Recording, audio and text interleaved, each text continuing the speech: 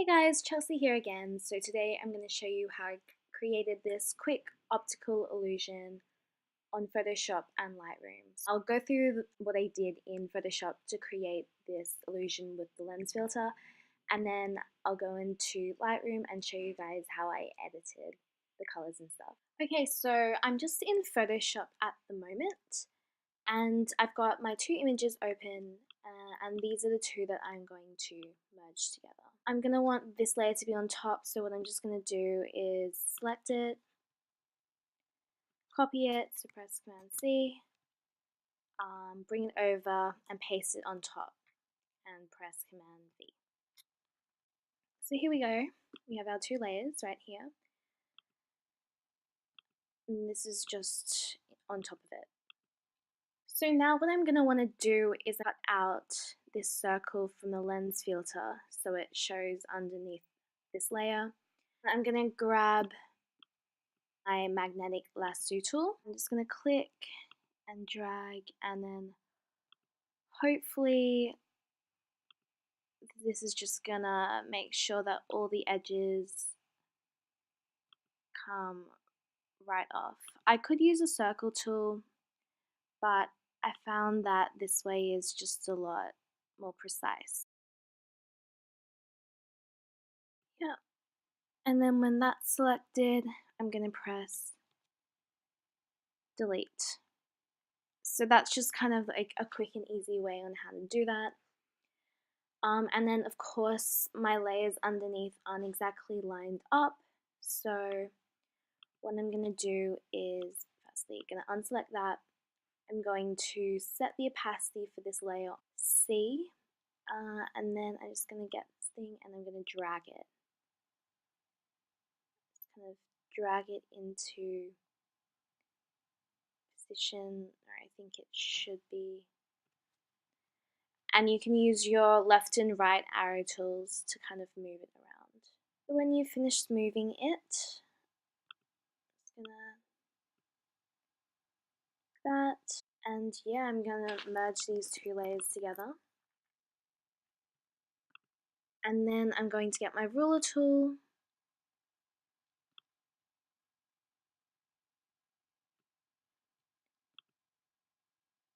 I'm going to straighten this layer up. And then I'm going to get my crop tool, and it's already in the 4 to 5 crop. And I'm just going to position it in about the center. So there we go, that was just done really quickly.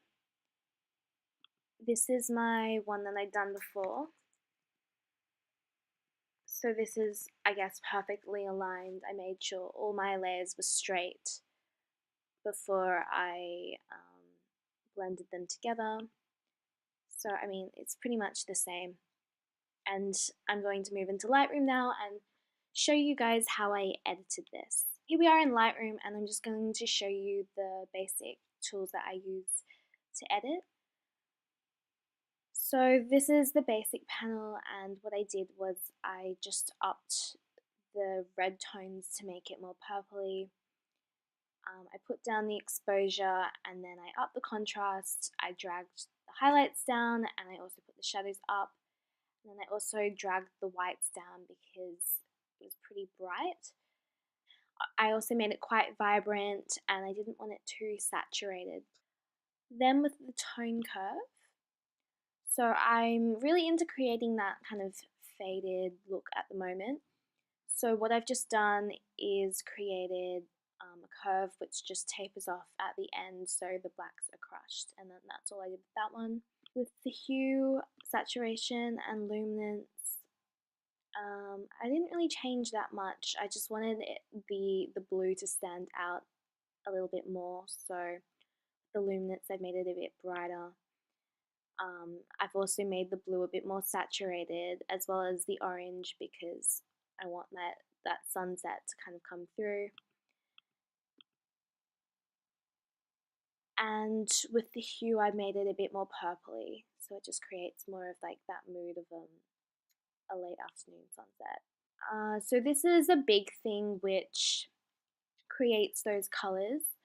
So with split toning, you can choose what highlights you want, and I've created the highlights to be this quite dark orange. And so if you see, if I drag the saturation down, how that really changes things. And then the same as the shadows. So if I put the blue shadows up, that changes things a lot. And so split toning was a big part of actually creating this picture. The last thing I did was I had my brush tool. So that's before the brush, and then this is after. So with this brush tool, basically just wanted to create a more saturated image in the circle so it stands out more. So I upped the saturation, dehazed it quite a bit, and then just put the clarity up. And I believe I duplicated it too. So yeah, so there's two of them. So by putting two on top, it just creates a more clear and saturated image. With this tool, I just kind of whitened up the hand a bit. I just wanted it to stand out more. So yeah, that's pretty much how I went from the before and after. Yeah, like I think I watched Michael Sterick's tutorial on how he did this with his lens filter, and I was pretty inspired. So yeah, hopefully this helps you guys and gives you more insight into creative things you can do with photography. And hopefully I'll be able to post some more tutorials in the future.